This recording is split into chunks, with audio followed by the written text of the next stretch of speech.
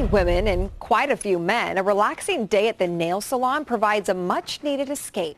Now, these days, they do more than manicures and pedicures. They do hair removal, even eyelash extensions. But is your nail salon properly licensed, and is it safe? Our News 4 troubleshooter, Jaie Avila, has the violation records tonight and shows you what to watch out for in our troubleshooter's investigation. Going to the nail salon can be such a laid-back, stress-relieving experience, it's easy to forget the dangers posed by unlicensed technicians or unsanitary practices. The infection had gone into my lymph nodes, and it was incredibly painful. I mean, you can't imagine. Carolyn, who asked that we not use her last name, says she suffered from a staph infection after going to get her legs waxed at this San Antonio nail salon called Fingers and Toes. She says the infection sent her to the emergency room and had to be treated with antibiotics.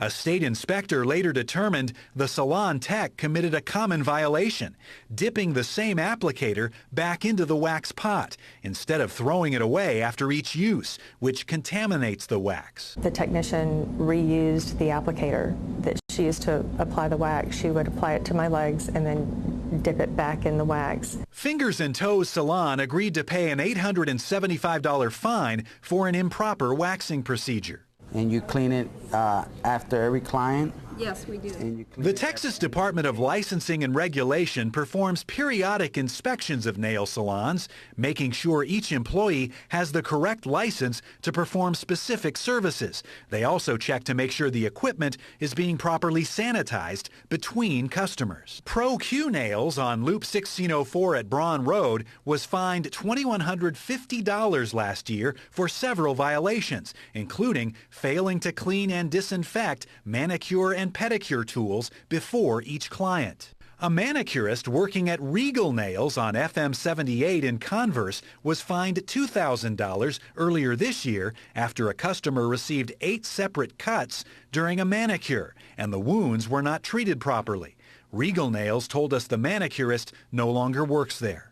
A lot of violations have to do with these foot tubs. They have to be disinfected after each client and at other times. And the salon has to keep a written log showing that they've done it. Davi Nails at 1604 in Bandera was hit with a $1,000 fine last year for failing to keep an updated record showing it was disinfecting the tubs. An inspector also found those wax applicators standing up in the wax, which is another violation. Until we return in 2 years. Yes, sir. Okay? Thanks. But state inspectors only get around to check nail salons once every 2 years or so. So it helps to know what violations to look for the next time you go in for some pampering.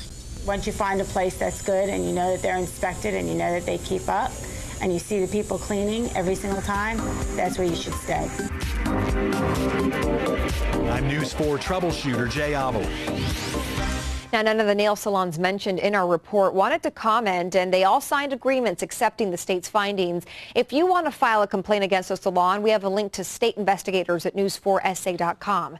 We're always looking out for you. If there's an issue you want the troubleshooters to check out, give the troubleshooters a call at the number on your screen, 476-1070. You can also email them at troubleshooters@news4sa.com.